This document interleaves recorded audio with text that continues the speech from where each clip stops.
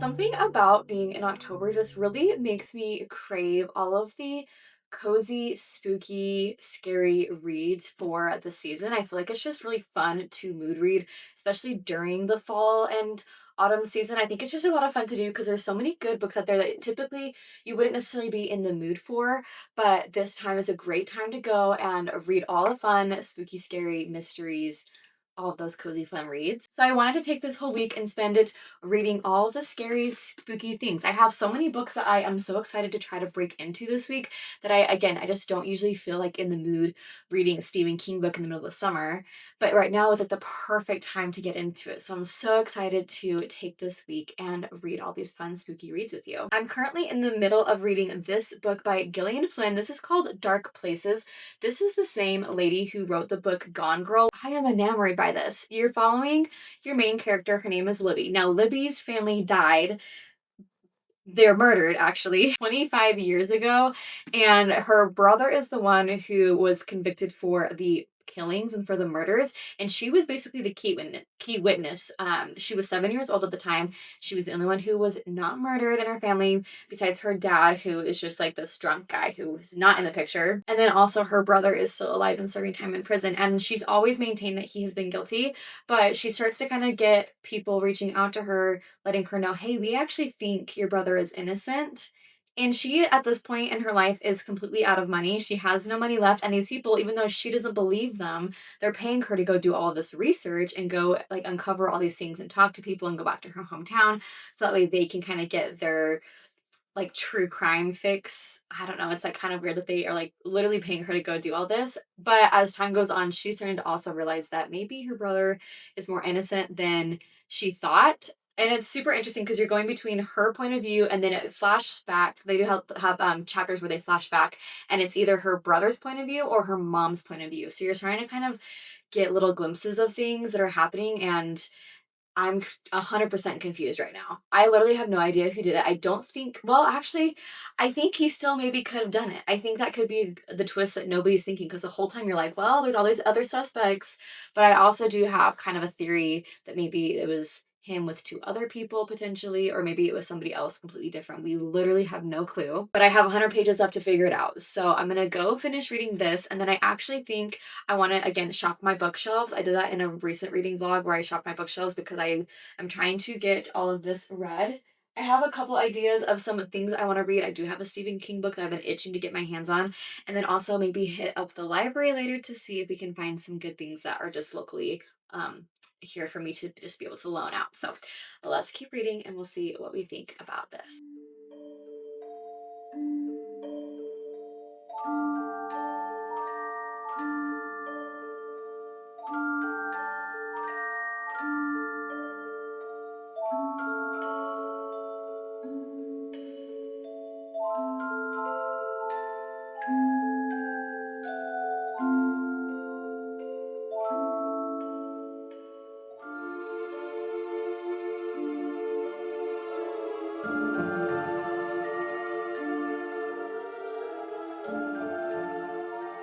Last night I did end up finishing Dark Places by Gillian Flynn, and this was totally unexpected the way that it ended. I kind of, I guess, had a little bit of idea because I did have a theory, and half of my theory was correct, the other half was incorrect. But man, like this was such a fun book to read because the whole time like you're really trying to figure out what's going on, and you really, at least I had no clue what was happening up until the actual very end. There's all these little weird snippets of things, and his his mom is finding out all these like weird secrets about her son. But while you have her point of view, you also have his point of view, and you're starting to realize that things are really getting misinterpreted here. And a lot of people, I think, just had a bad idea of what this family was like. And the way that it actually ended, the fact that it ended that way was shocking. Like how everyone ended up being murdered in here, because you find out from the very beginning that everyone is murdered and you're trying to figure out what happened. The way that it actually went down is wild to me and was not expected at all. So overall, I would 100% recommend it. I thought it was very, very, very good, very, very thrilling, a fun little mystery. I think honestly, I'm probably gonna give it like 4.5 stars. Like it was that good for me. I would totally recommend reading it again.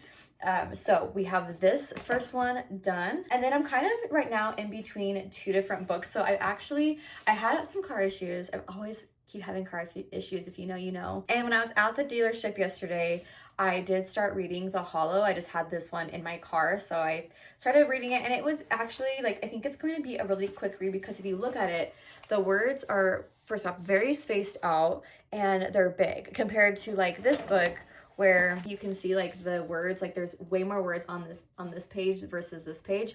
This is 500 pages, but I feel like, realistically, it probably is, like, a 300-page book, so I feel like I could get it done pretty quickly. I'm only 28 pages in, and we have just gone through a funeral of a girl named Kristen. We don't know anything else. We don't know what happened. I guess what we do know is that there isn't a body, and so it's potentially maybe she's not actually dead. I don't know, but I do like that it's called The Hollow, and I think they're in a town called like Sleepy Hollow or something. I also just feel like this is like the perfect book for me to read right now. You can't see outside, but it is raining right now. I guess the sun maybe is peeking out a little bit, but it's so rainy. It's super, super cloudy and cozy. And this is the type of book that I just like want to read where like it's also raining in this town. There's something happening. We don't know what's going on. We don't know who's, you know, involved in what, but if there's ghosts and supernatural, like it's a perfect spooky read. Later today, I'm going to head over to the library to go and look at some fun books there. I think maybe getting like a cute Goosebumps book or something. I also have a book, I think it's called The Graveyard. I read it a couple years ago in a reading vlog actually, and I thought it was so cute and it was really short and easy to read. So I think I might want to check that back out just for fun to reread that.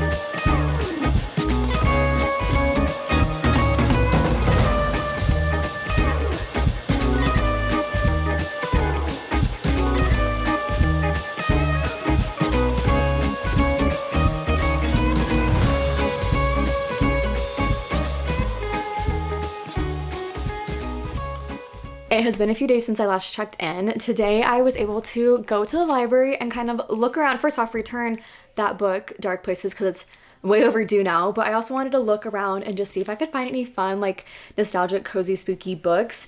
And I feel like I did hit the jackpot. I think I talked about this first one a little bit. I've been wanting to reread The Graveyard book because I did read this last year, I believe, or maybe 2 years ago, and it's so cute. Like it's a fun young adult, actually I think it's like technically in the kids section, little book about a boy who is raised in a graveyard. Basically, he's got parents who are ghosts and they are the ones that raise him, and it's really, really cute. So I like this. And then I also found the graphic novel version of this book.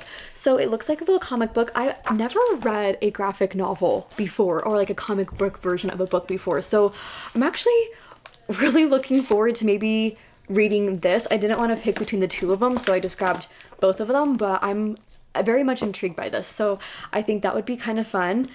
And then I also found 2 other books. It was so funny because I just kept looking in the kids section because there's just so many like spooky kid books, Halloween themed books. So I just thought that was really fun. The first one that I found is called Vampire Vacation. It's by a number one New York Times bestselling author, so I thought maybe this could be something interesting. I don't know. It says it's wickedly weird, kind of like that. And I also feel like with these books, like it'll be easy to read. They'll be quick reads and they'll be kind of fun and, you know, silly. Nothing that's like it's not gonna take up too much of my brain power. That being said, I'm still working on this book, The Hollow. The last time I read this was a couple of days ago. I just am not quite feeling it. However, I'm only 50 pages in still. Haven't been able to read very much. I feel like maybe I just need to keep reading. She keeps having these interactions with this boy who I think is actually a ghost. I don't think he's real. She's like really into him and like very attracted to him and finds him cool, and she keeps having interactions with him. But yeah, again, I don't think he's real. I think he's a ghost. So I'm gonna keep reading it for a little bit. I'm gonna maybe try to get through a little bit of it tonight and see if I can continue reading it, or if I should, or if it should be a DNF. I don't want it to be a DNF book, but I just feel like the conversation, the dialogue between the characters is very amateur, if that makes sense. It's the writing just seems very like very novice, very young, which I guess this is a young adult book, but like to the point where it's like this is not really super realistic and this isn't written well. But that could have just been the couple of pages that I read. So with that being said, we got a good stack of books for the next little bit, so let's go and get to reading.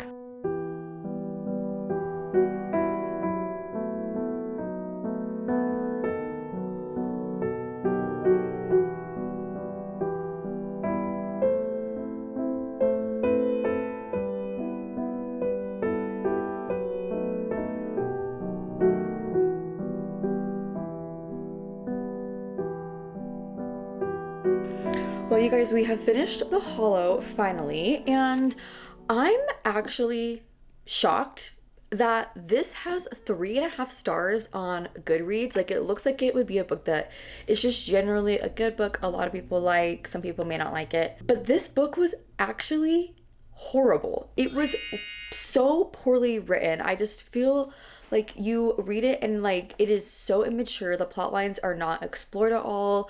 The conversation is very, very surface level and like makes no sense. It goes from 0 to 100, and like the fights that she has with people, and she's like the main character is just extremely immature, even though she's supposed to be a junior in high school, and like literally it's horrible. And I feel really bad for saying that, but when I went and read the reviews on Goodreads being like, did I read the same book as everybody else? A lot of the people wrote and said, oh, when I was, 11, 13 years ago, when I first read this book and I was in middle school, it was so good to me. And that's why everyone was rating it so highly. But if you go back to like the more recent reviews in the last couple of years, when all of those people are rereading this book, they're like, this is horrible. So I feel a little bit better knowing that people think that it is so bad and it's not just me. So I, unfortunately, would not recommend this. I only kept reading it because I am just that stubborn. Like, I actually am. I just wanted to finish it, and unfortunately I will not be keeping this series. I don't think I just did a book video where I unhauled all of my books and I wanted to keep this whole series because I have the other 2 books in the trilogy.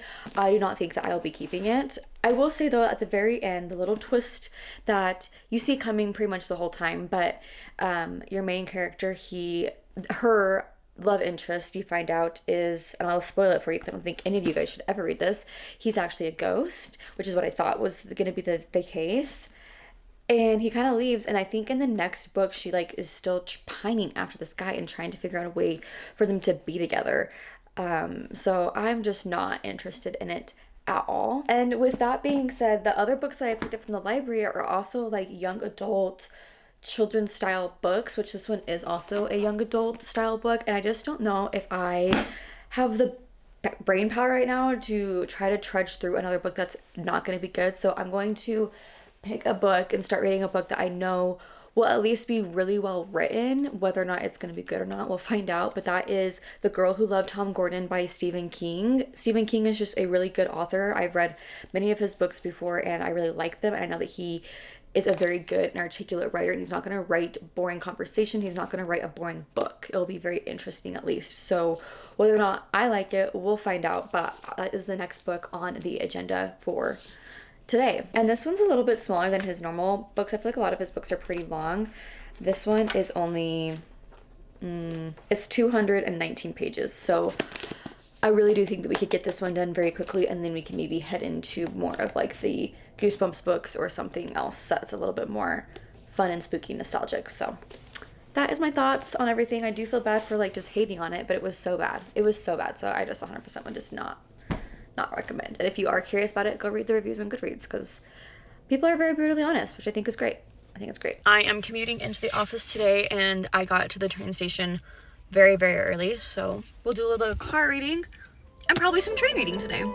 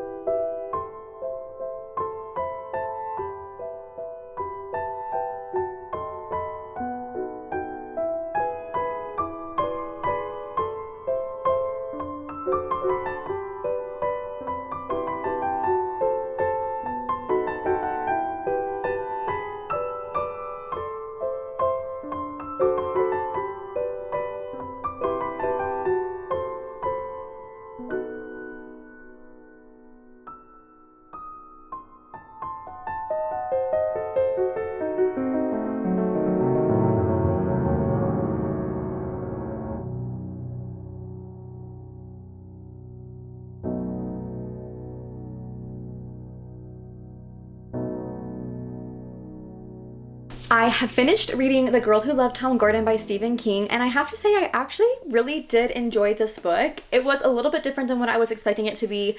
It wasn't necessarily like a horror book or really a super scary book in general, but it was a really good story, like I said I was hoping for, and it was extremely well written. You follow a girl who, again, I think I might have explained this earlier, but she does get lost in the woods, and she's there for like 4 or 5 days, and she's also like, she's 9 years old. Like, she's a young kid. What kind of helps keep her sane, even though she is hallucinating most of the time, is this man named Tom Gordon, who is a pitcher for the Boston Red Sox. She like keeps like having him appear, and he is kind of helping her get through the day-to-day tasks, helping her find and look for like ways to continue moving forward to try to find her way back home. So I thought that that was really sweet, and how it ended I thought was really, really sweet, and actually really did touch me a lot, because he always does this thing in his, when he pitches, when he finishes and closes out a game, where he touches the brim of his hat and then he points upwards, like thanking God. And she had his hat where she had actually gotten like his signature on it, like he had signed it for her. She touches the rim of her hat and then points up when she's like reunited with her dad, because she can hardly speak and she can't really like move very much, but that's what she does to be like, the game's over, we closed, we won. So very, very sweet book. There is a little bit of like a scary element, because there's always this assumption that this like monster or weird creature is following her, although it doesn't really get too deep into it. But at the very end, like, she does come face to face with it, which was very, very interesting. But it kind of was just like over. Like, that part I didn't quite love. I kind of wish there was a little bit more of like a scary aspect to it, or like a spookier aspect, but overall still a great book. I thought it was really easy read. Again, 250 pages or something like that. It was really, really quick to read, and I just like, I really liked it. I think I would honestly give it probably 4.5 stars, which is pretty high. Very high book, especially for Stephen King. I do, however, want to get back into a more spookier monster type of realm for the rest of this video, and so I am gonna go back into one of those little children's, well, not children's, maybe like a young adult, like a teen or like middle school age book, which is Vampire Vacation. We got this from the library. I have my finger and I've read 1 page, but I want to kind of, yeah, just have something that's more like in the realm of actual spooky, scary Halloween type of stuff. I don't think this will necessarily be super scary, but it's in that, you know, fun realm of make-believe, fantasy, Halloween-esque type of monsters. So I'm excited to get into reading this.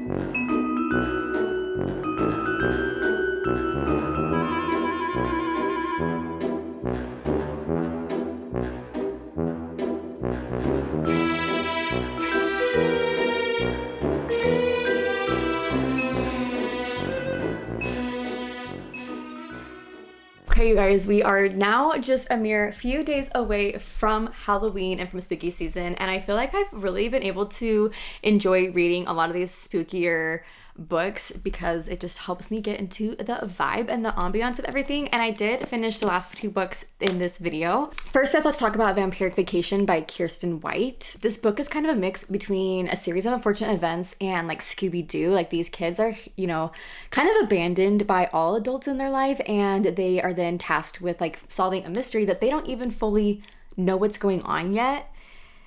And you as like a reader also, like, you are just in the dark as they are. So everything that you are finding out, they are also finding out at the same time, which I do enjoy because it really does make the mystery that much more exciting, because you're also trying to figure out what is going on.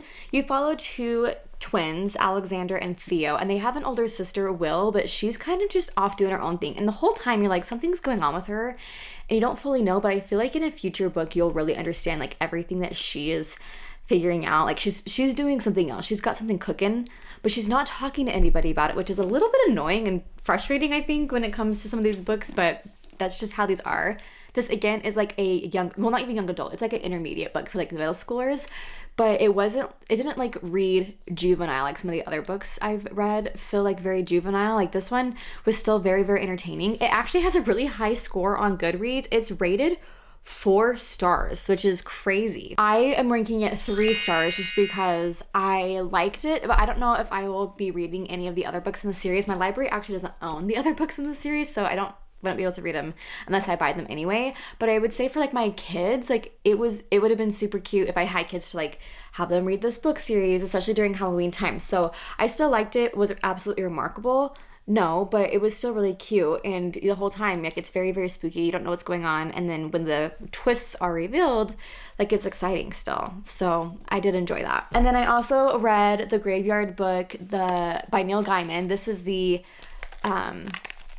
not the graphic novel version of the book. And I did read like the actual book last year, and I do have it, but I didn't end up reading it in time. But I like really enjoyed reading this version of it because it's just interesting to see and like remember everything that I read from the book initially, but to also have like photos of things, and it just like goes by a lot faster, I feel like, when you're reading like a version like this, like a comic book version or a graphic novel version. So I thought it was still really cute, and it still is a really sweet book with a little bit of weird twists in there as well. I think I rated it 3.5 stars last time I read this book, and I'm gonna rate it again that same because it's the same story. But like, yeah, very, very interesting, very, very cute and fun. I would say super fun for kids.